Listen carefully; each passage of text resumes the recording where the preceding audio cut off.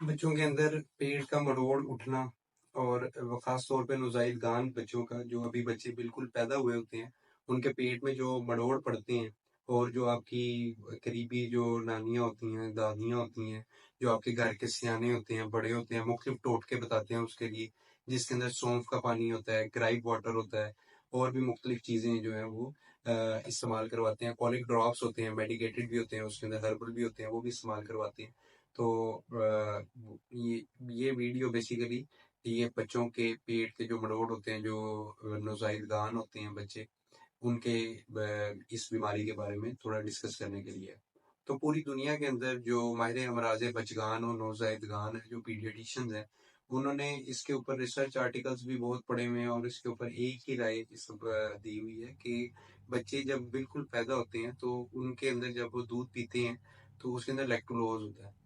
تو اب لیکٹوز جو ہوتا ہے اس کو ہضم کرنے کے لیے ایک انزائم چاہیے ہوتا ہے، لیکٹیز۔ بعض بچوں کے اندر وہ ڈیفیشینٹ ہوتا ہے، یا اس مقدار میں اس کو وہ دودھ کو ہضم نہیں کر پاتے، تو وہ بچوں کے پیٹ کے اندر مروڑ ہوتا ہے۔ تو اس کے لیے اب یہ سارے بچوں کے اندر نارمل چیز ہے،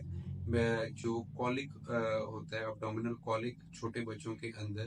نارمل ہے۔ اس کے اندر کوئی ادویات لینے کی ضرورت نہیں ہے۔ وقت کے ساتھ ساتھ بچے کا جب نظام انہضام ڈیولپ ہوگا تو یہ اس کی طرف بہتری کی طرف آ جائے گا۔ اب اس کے اندر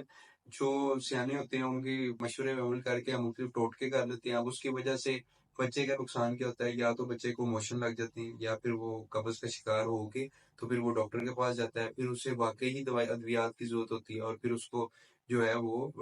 پھر ادویات دی جاتی ہیں، اور اس کی وجہ سے جو ہے وہ اتنے چھوٹے بچے کو وہ برداشت کرنی پڑتی ہیں ادویات۔ تو اس کے اندر یہ میسج، ٹیک ہوم میسج اس ویڈیو کے اندر یہی ہے کہ اگر آپ کے بچے کو کولک کی پین ہو رہی ہے، ابڈومینل کولک ہو رہا ہے، تو اس کے اندر کوئی آپ کو کولک ڈراپس کوئی نسخہ کرنے کی ضرورت نہیں ہے، یہ نارمل ہے۔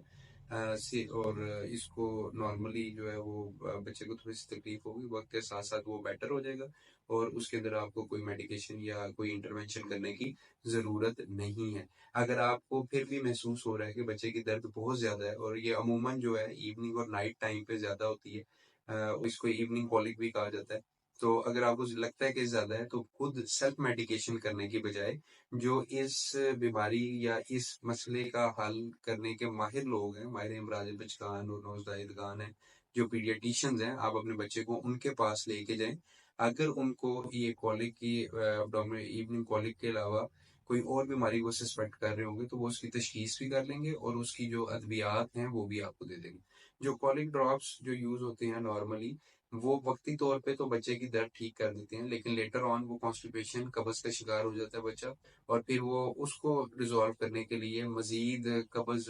ختم کرنے والی ادویات کا استعمال کروانا پڑتا ہے۔ تو اگر آپ کو یہ ویڈیو اچھی لگی ہے تو میرے چینل کو سبسکرائب کریں، اور مزید ایسی ویڈیوز دیکھنے کے لیے ہمیں سپورٹ کریں۔ اور اگر آپ کو اس سے ریلیٹڈ کوئی کویشچن آپ کے دماغ میں آ رہا ہے تو وہ لازمی کمنٹس میں مجھے بتائیں۔ I will be delighted to answer your questions. Thank you.